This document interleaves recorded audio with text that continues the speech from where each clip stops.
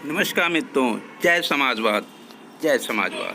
जागो जागो रे मतदाता, विधाता बनो भारत के।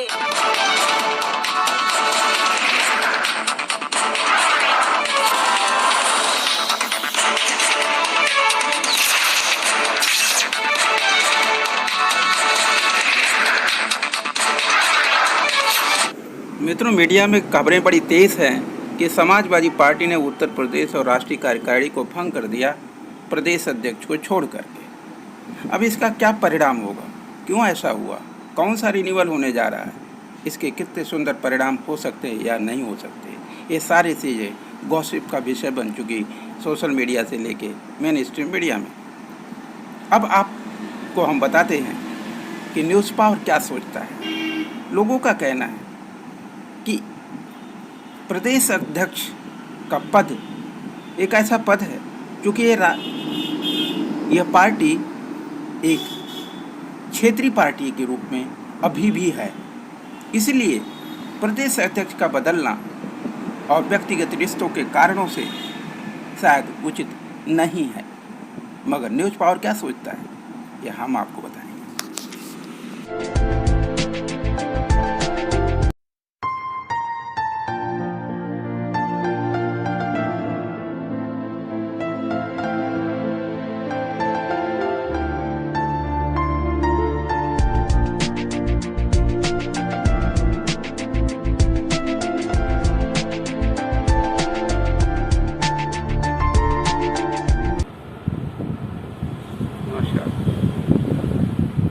न्यूज़ पावर में आप सबका स्वागत। मैं भारती वाईएसपी के। आज का विषय है, समाजवादी पार्टी ने अपने प्रदेश कार्यकारिणी और राष्ट्रीय कार्यकारिणी सब कुछ भंग कर दिया, प्रदेश अध्यक्ष के पदाधिकार को छोड़ के, यानी प्रदेश अध्यक्ष बने रहेंगे। न्यूज़ नशा हो या यूपी तक हो, ये तमाम चैनल्स जो सोशल मीडिया के हैं, सबका बड़े ध्यान से मैंने सुना, समझा, और फिर मुझे लगा कि शायद न्यूज़ पावर को अपनी बात रखनी चाहिए। बहुत सारे बहुत अनुभवी पत्रकारों का कहना है कि समाजवादी पार्टी का स्टेटस इतना बड़ा नहीं है, वास्तव में राष्ट्रीय चरित्र की पार्टी नहीं है, इसलिए उसका राष्ट्रीय अध्यक्ष स्वयं प्रदेश अध्यक्ष की अधिकार सत्ता में ही काम करता है, परिक्षेत्र में ही काम करता है। अपना प्रदेश ही उसके लिए राष्ट्र है। ये उनके एक कहने का सेंस है, जबकि यह सच नहीं है। बहुत सारे प्रदेशों में समाजवादी पार्टी बहुत ही ठीक ढंग से एक्टिव हो रही है, हो चुकी है, और संघर्ष तो करना ही होता है। लेकिन इस बात का बिल्कुल भी ये बात समाधान नहीं करती है कि उत्तर प्रदेश की राजनीति को सुधारना है और भाजपा से लड़ना है और भाजपा का विकल्प समाजवादी पार्टी को स्थापित करना है, और बसपा के जो वोट बिखर रहे हैं उन्हें बताना होगा कि आदरणीय कांशीराम का जो सपना है, बाबा साहब का जो सपना था, वो मायावती जी के रूप में, आदरणीय बसपा के रूप में, प्रमुख के रूप में उन्होंने वो दायित्व लिया था। लेकिन वो दायित्व साझा था, निमंत्रण नेताजी के पास आया हुआ, वहां से होते हुए ही वो आदरणीय मायावती तक पहुंचा। एक साझा प्रोग्राम था, और ये कभी भी व्यक्तिगत हो ही नहीं सकता, न था, न है, न कभी हो सकता।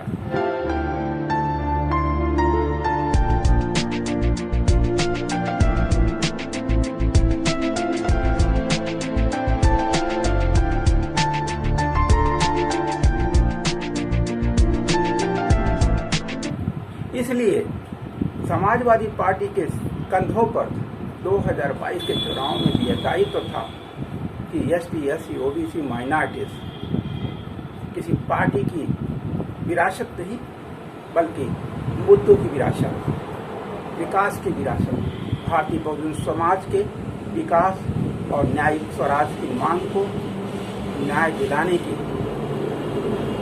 की मांग को सुनिश्चित करना, उसके दायित्व को निभाना, ये दायित्व स्वयं जब अन्य विपक्षी पार्टियां जो अपने विपक्ष का दायित्व ठीक से निभाने की परिस्थितियों में नहीं थी, तो उसमें एक बड़े भाई की भूमिका समाजवादी पार्टी को निभाना ही उसकी नैतिक जिम्मेदारी और राजनैतिक दायित्व था। जो कोशिश किया अंतिम क्षणों में आदरणीय राष्ट्रीय अध्यक्ष अखिलेश यादव जी, उसके कुछ परिणाम भी दिखाई दिए, लेकिन पूरे 5 साल तक जो शिद्दत से कोशिश होनी चाहिए थी, वो कोशिश नहीं हो पाई, जिसका परिणाम 2022 की हार में परिवर्तित हुआ। लेकिन ये एक सच्चाई है राजनीति की कि आदरणीय अखिलेश जी आदरणीय नेताजी की तरह से जमीन से समाजवाद की उंगलियां पकड़ करके पुरोधा का दायित्व तो नहीं निभाया था, बल्कि एक राजनैतिक पुरोधा के पुत्र के रूप में उन्होंने राजनैतिक विरासत के दायित्व को एक राजनेता, एक साम्राज्य का प्रिंस बनकर, एक कुमार बन करके उस एक अच्छे कुमार का दायित्व निभाने का बीड़ा उठाया। वो एक अच्छे कुमार के रूप, राजकुमार के रूप में ही अपना दायित्व निभाना चाहते हैं। यह उनका व्यक्तित्व बन चुका है। वो जमीन पर उतरने की कोशिशें कर रहे हैं, लेकिन एक जमीन से पैदा हुआ और आसमान की ऊंचाइयों तक जाने वाला और एक आसमान की ऊंचाइयों पर पैदा होकर के जमीन पे आने वाला फर्क हमेशा बना ही रहता है। ये गीता हमें बहुत कुछ सिखाती है। अर्जुन बहुत योग्य योद्धा थे, लेकिन महाभारत को दुर्योधन से जीतने के लिए, सपने से जीतने के लिए और भीष्म पितामह जैसे महान योद्धाओं से जीतने के लिए योगेश्वर श्री कृष्ण जैसा सारथी की जरूरत थी, जो अर्जुन से ज्यादा योग्य थे, शक्तिशाली थे, पुरुषार्थी थे और यज्ञ विशेषज्ञ थे, राजनैतिक कुशलता के, युद्ध की कुशलता के और सामाजिक और शारीरिक पुरुषार्थों में। उसके बावजूद भी उन्होंने एक निहत्था व्यक्ति बनकर के एक समर्पित सारथी होने का दायित्व निभाया, ताकि अर्जुन को उसका मिशन, जो धर्म की जंग है, वो पूरी की जा सके। यानी भगवान योगेश्वर श्री कृष्ण के लिए वो लड़ाई वो खुद लड़ सकते थे और कुछ घंटों, कुछ मिनटों में वो खत्म कर देते थे, लेकिन उन्होंने क्यों? This is natural justice. यहीं से नेचुरल जस्टिस का जन्म आज हमारी भारतीय सनातन संस्कृति का हिस्सा, आज से नहीं, सदियों से रहा है। ये बात दुनिया के देश भी समझते हैं और उस पर रिसर्च कर रहे हैं। इसीलिए दुनिया के देशों में गीता को राष्ट्र धर्म की बुक माना जाता है और दुनिया के देशों ने अपनी शिक्षा में मानव विकास की यात्रा का सबसे सर्वोच्च उद्घोष के रूप में गीता को स्वीकार कर राष्ट्रीय और शैक्षणिक योग्यता की सबसे बड़ा अंश, महत्वपूर्ण अंश मान करके गीता को, उसकी स्टडी को, उसकी थ्योरीज को बच्चों तक, उनके जीन्स तक, उनके डीएनए में ट्रांसफॉर्मेशन करने की जो एक साइंटिफिक प्रोसेस होता है, उस तरह से गीता को अध्ययन शास्त्र का हिस्सा बनाया जा रहा है और उसे बच्चों तक पहुंचाया जा रहा है। ये विदेशों की हालत है, लेकिन हमारे भारत में गीता को क्या कहा जाता है? ये तो झगड़े की जड़ है। झगड़े से उद्धार, अशांति को शांति में बदलने की साधना का नाम श्रीमद् भागवत 18 अध्याय।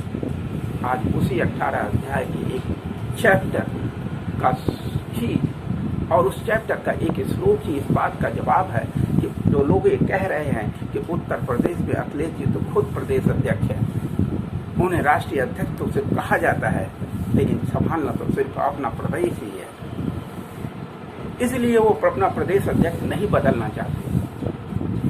ये तब था जब अखिलेश जी मुलायम सिंह होते, तब शायद ये बात सही होती, क्योंकि मुलायम सिंह के सामने कोई उनसे मिलने आ जाए और वो उसके कंधे पर हाथ रखे बगैर, उसका हाल चाल पूछे बगैर उसे जाने दें, उसे चाहे पूछे बगैर जाने दें, यह संभव नहीं था। यह वो राजनीति थी। लेकिन अखिलेश जी हैं कि पैर छूने के बाद भी शायद वो चेहरे पर नजर चली जाए, ये बहुत बड़ी बात है। ये प्रिंस कल्चर है। उसके बाद वो अखिलेश जी उसे मान लें और उसको पार्टी का हिस्सा और पार्टी के प्रति वफादारी के दायित्व की लिस्ट में उसका एक नाम कहीं दिखाई दे जाए, यह अखिलेश जी की सबसे बड़ी उस इंसान के लिए, उस पार्टी सदस्य के लिए, उस कार्यकर्ता के लिए सबसे बड़ा पुरस्कार होता है। यह है प्रिंस कल्चर, किंगडम सिस्टम है। और दुर्भाग्य कहें या सौभाग्य कहें भारतीय बहुजन समाज का, यदि अखिलेश जी प्रिंस हैं तो मायावती जी महारानी है।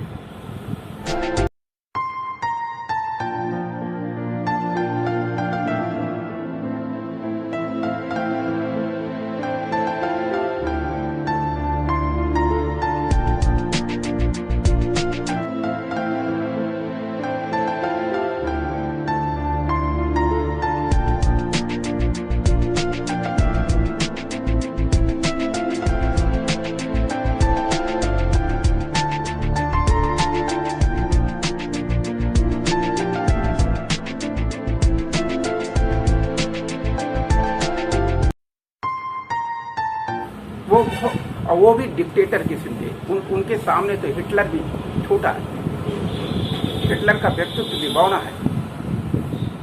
ऐसे में न्याय बहुजन समाज के लोगों को कैसे मिलेगा? बहुजन समाज के लोगों को न्याय को सुनिश्चित करने के लिए प्रदेश अध्यक्ष की नियुक्ति एक ऐसे व्यक्ति के रूप में जो अखिलेश जी का सारथी बन सकता है। अखिलेश जी पार्टी के राष्ट्रीय अध्यक्ष, चूंकि उनका राष्ट्रीय मिशन है वो होना चाहिए, इसलिए वो राष्ट्रीय अध्यक्ष हैं, ये सच्चाई है। और उसके लिए राष्ट्रीय स्तर पर जो कोशिश करनी चाहिए वो कर रहे होंगे, लेकिन शायद एक सच्चा सारथी उनको मिल जाए। क्या जरूरत है एक प्रदेश अध्यक्ष बदलने की? उसका कारण बताने की कोशिश ही न्यूज पावर का ये प्रोग्राम है। मेरे मित्रों, मेरे साथियों, कोई भी चैनल छोटा और बड़ा नहीं होता। आपका विश्वास, आपका सहयोग, उसको दी गई मान्यता उसको छोटा और बड़ा बनाना है, विषय बनाना है। आज राष्ट्रीय अध्यक्ष जी को अपना प्रदेश अध्यक्ष क्यों बदलना चाहिए? क्या ये वो प्रदेश अध्यक्ष का अपमान है? नहीं, बिल्कुल भी नहीं।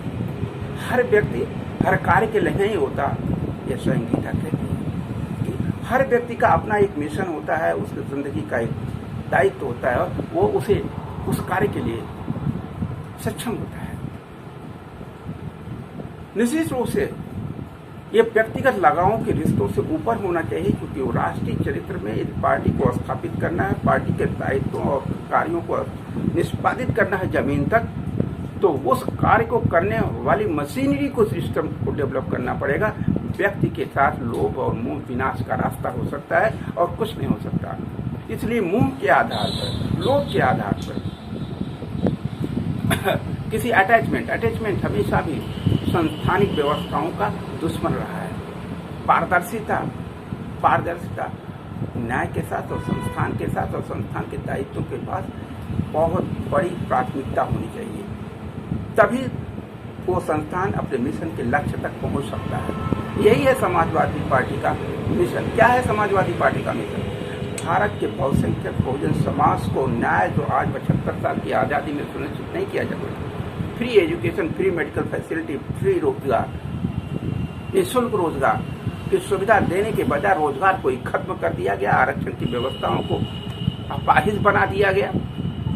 जनसंख्या के आधार पर जनगणना की बात को, डिजिटल जनगणना कराने की भी बात को सरकारें स्वीकार नहीं करने को तैयार है। तानाशाही हुकूमत की व्यवस्था को स्थापित करना, राजतंत्री व्यवहार को प्रजातंत्री व्यवस्था पर स्थापित करने की जो षड्यंत्र चल रहा है, वो समाजवादी पार्टी का दायित्व है कि उसको उसके साथ संघर्ष करे, उसका जवाबदेही तय करे। वो तब होगा जब राष्ट्रीय अध्यक्ष के दायित्व में बैठे आदरणीय अखिलेश जी के साथ एक साथी ऐसा हो जो प्रदेश अध्यक्ष के रूप में हो, जो गांव में, गलियों में, जिलों में जाके 10 दिन, 20 दिन, महीने रह करके अपना सही जिला अध्यक्ष और अब सही बूथ मैनेजर चुन सके।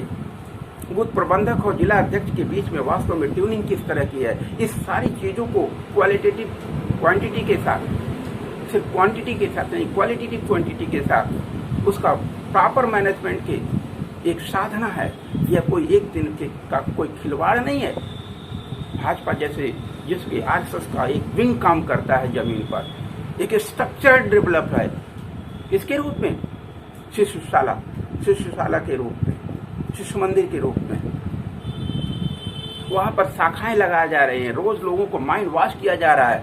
यहाँ पार्टी अपने कार्यकर्ताओं का माइंड वॉश करने का कोई ट्रेनिंग प्रोग्राम नहीं चला रखा है। क्या होता है, माइंड वॉश प्रोग्राम के नाम पर कभी कोई ट्रेनिंग 6 महीने, साल भर, 2 साल, 4 साल में हो भी गई तो क्या होता है, वो सिर्फ एक दावत बन के रह जाती है।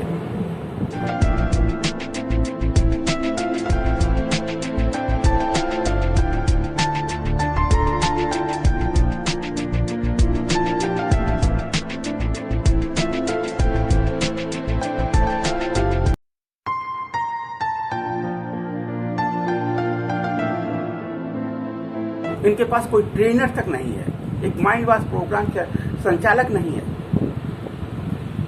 वास्तव में राजनैतिक उद्देश्यों को सुनिश्चित करने का जो राजनैतिक टूल होना चाहिए वो राष्ट्रीय सोच में और प्रदेश के सोच में, राजनीतिक सोच में और राजतंत्रीय व्यवस्था में राजनीतिक और प्रजातांत्रिक शक्तियों को स्थापित करने के लिए प्रजातांत्रिक टूल्स जो होने, पॉलिटिकल टूल्स होने चाहिए।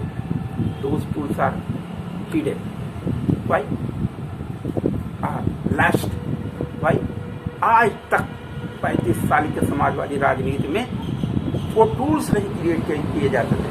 जो क्रिएट आदरणीय नेताजी ने किए थे वो सामाजिक चरित्र के गुलाम बन गए। वो टूल्स थे, नेताजी ने वो सामंती चरित्र के लोगों को भी समाजवादी बनाने की भूमिका तैयार किया और उनके माइंड वॉश करके उनको खलनायक से नायक बनने की यात्रा को भूमिका दी और आज वो एक सामाजिक प्रतिष्ठित जिंदगी को जी रहे हैं। तो ये नेताजी की कुशलता है, राजनीतिक कुशलता है, जो दानवों को इंसान बना दिया और समाज के लोगों को संरक्षण का स्तंभ बना दिया। यह था नेताजी की कुशलता। आदरणीय अखिलेश जी का दायित्व क्या है कि वो जिन्हें दानवों से इंसान बनाकर और समाज का संरक्षक बना करके आदरणीय नेताजी ने एक राजनीतिक कुशलता, आदरणीय लालू प्रसाद जी ने एक राजनीतिक कुशलता का जो स्तंभ स्थापित किया, उसमें जो सामंतवाद का कीड़ा लग गया भाजपा और कांग्रेस के चरित्र का और समाजवादियों को सामंती बना दिया और वो खुद अपने ही समाज के शोषक बन गए।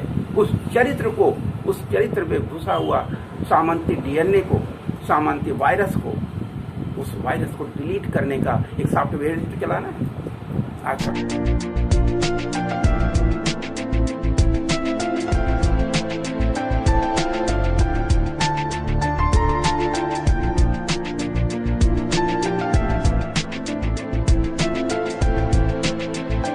तो हर चीज का एक सॉफ्टवेयर आ जाता है, पॉलिटिकल सॉफ्टवेयर भी होते हैं। उसके लिए आपको एक ऐसे व्यक्ति, एक ऐसे पद का सृजन करना होगा जो आपके प्रति समर्पित हो। यह पहचान आपको करनी होगी। वो व्यक्ति कौन है? वो व्यक्ति वही हो सकता है जो ऐसा सोचता हो। वो व्यक्ति वही हो सकता है जिसका मिशन हो आपको 2027 में मुख्यमंत्री बनाना। 2024 में आप प्रधानमंत्री नहीं बनने जा रहे, क्योंकि उसके लिए आपने कोई स्ट्रक्चर नहीं तैयार किया। आपको सिर्फ संघर्ष करना है ताकि 2027 में कम से कम आपको मुख्यमंत्री बनाया जा सके। 2024 की बुनियाद को इतना मजबूत कर दिया जाए, चाहे वो बसपा हो, चाहे वो कांग्रेस हो, चाहे वो भाजपा हो, वो आसमान में उड़ती हुई धूल के कण बन के रह जाए। जो भाजपा आज जमीन पर खड़ी हुई है वो उड़ती हुई धूल बन जाए, यह आसान बात है क्या? ये वास्तव में इस रूम में बैठ करके फैसले लिए जा सकते हैं, लेकिन जमीन पर उतारे नहीं जा सकते। आजमगढ़ की सरजमीन पर धर्म भैया आए। धर्म भैया ये भूल गए सोशल मीडिया पर क्या बात चल रही है। धर्म भैया को क्या उसको नोटिस नहीं करना चाहिए? जब धर्म भैया पहला कदम समाजवादी पार्टी कार्यालय के अंदर, तो उस वक्त न्यूज पावर की टीम वहां उपस्थित थी। उस पर भी वीडियो हमने बनाया। 4 दिन बाद चैलेंजिंग वीडियो बनाए, सिर्फ आंखें खोलने के लिए। आजमगढ़ कोई राजनीति को, जो समाजवाद की राजनीति का स्तंभ रहा है, बैकग्राउंड रहा है, जमीन रही है, आधार रहा है, जिसे बागपत से तुलना की गई, लोहिया ने अपनाया और आदरणीय नेताजी ने अपने दिल की धड़कन बताई,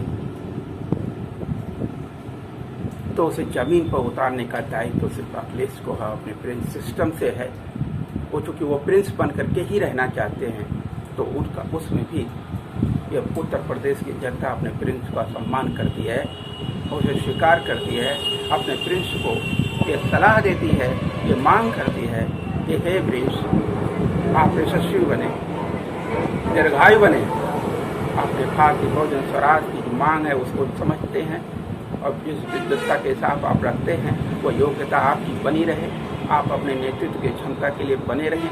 लेकिन आपको एक सारथी की ज़रूरत है, वो जो सारथी समाजवाद का दायित्व निभाने के लिए आपके प्रति डेडिकेटेड हो, जिसे पता है कि अखिलेश जी को उत्तर प्रदेश का मुख्यमंत्री बनाने का जो मिशन है वो आपके मिशन से भी बड़ा उसका मिशन होना चाहिए। वही व्यक्ति आपको अपना उत्तर प्रदेश का मुख्यमंत्री बनाने की सभी सीमाओं को लांघते हुए आपके उस कुर्सी तक पहुंचाने की यात्रा का सच्चा साथी बन सकता है। जैसे भगवान योगेश्वर श्री कृष्ण ने अर्जुन के लिए अर्जुन की रास्तों में आने वाली सारी सीमाओं और सारे ब्लॉकेज को रातों रात खुद जाग करके खत्म करते थे जब अर्जुन शिविरों में सोया करते थे। आपको एक ऐसे सारथी की जरूरत है अखिलेश जी, जो प्रदेश अध्यक्ष नहीं चाहिए, एक सारथी चाहिए। राष्ट्रीय अध्यक्ष का प्रदेश अध्यक्ष, उत्तर प्रदेश का जो प्रदेश अध्यक्ष होगा वह इतना कुशल, इतना योग्य, इतना सामर्थ्य और इतना डेडिकेटेड होना चाहिए जो भगवान योगेश्वर श्री कृष्ण ने अपने अर्जुन के लिए था।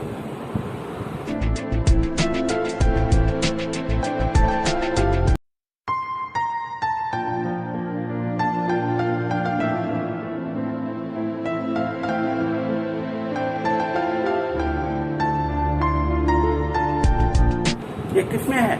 ये कौन है जो सोच रहा है, जो सोच सकता है, जो बनाना चाहता है, जो देखना चाहता है उत्तर प्रदेश के 2027 का गौरव मुख्यमंत्री, जिसका अपना खुद का पॉलिटिकल इंस्ट्रूमेंट और टूल्स एंड टेक्निक्स हैं, जो अखिलेश को 2027 के सत्ता में किसी भी कीमत और बसपा से लेकर भाजपा तक जमीन से उखाड़ करके आसमान के हवाओं में उछाल देना चाहता है।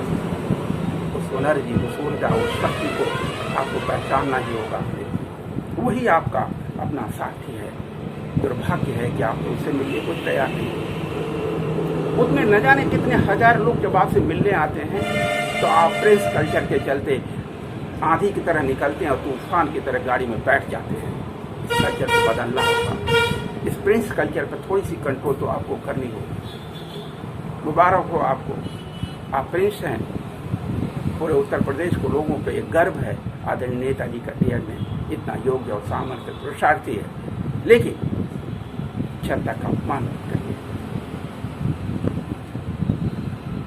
जब उसी आपके संसदीय क्षेत्र का एक व्यक्ति, आप 5 सांसद में थे और सांसद थे, अपने लोगों को आपने पहचाना था। आप विधायक, सामंती विधायकों की नजरों से लोगों को देखना चाहते हैं।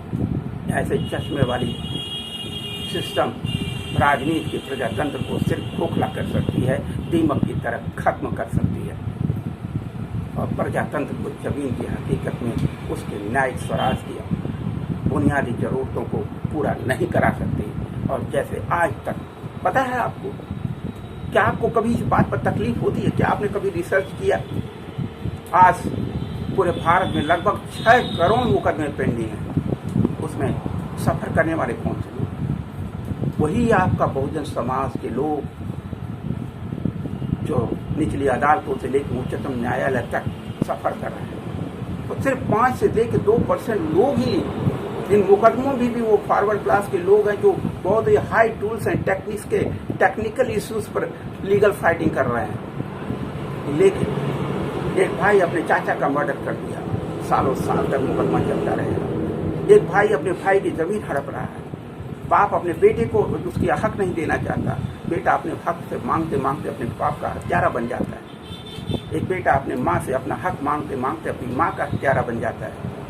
और जनता, समाज और प्रशासन और शासन सब अपंग और अपाहिज बन करके, मूकदर्शक बन के उसकी मौत का माखौल बनाते हैं। कागजी कार्रवाइयों का पुलिंदा बना करके फाइलों में दफन कर देते हैं।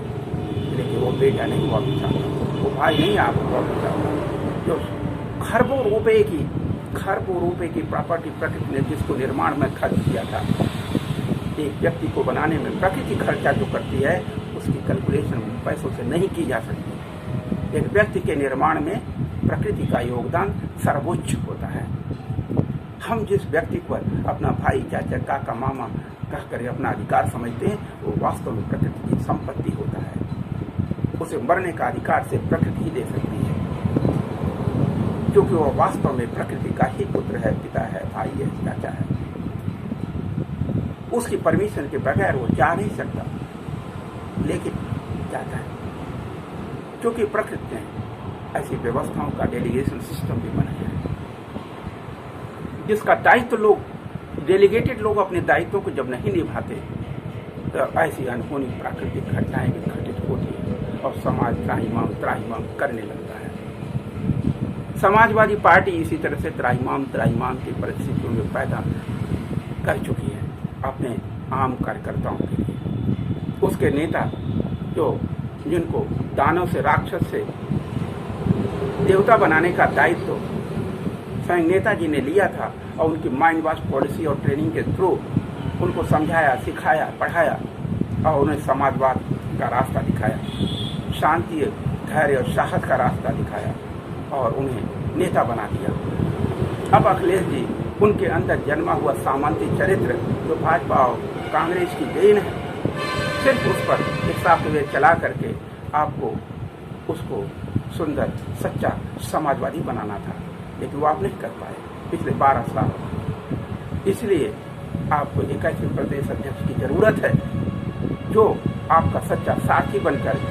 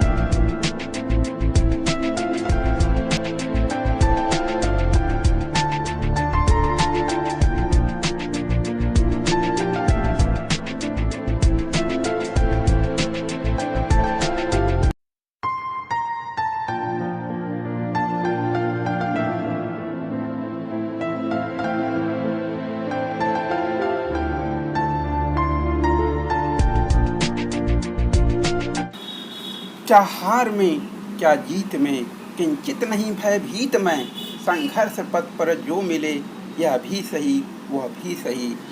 अतः आपको एक ऐसा साथी चाहिए, एक ऐसा प्रदेश अध्यक्ष चाहिए जो आपके मिशन को सुनिश्चित करने का कारवा बन सके, मंजिल का वो सबसे खूबसूरत रास्ता बन सके और आप अपनी मंजिल को हासिल कर सकें।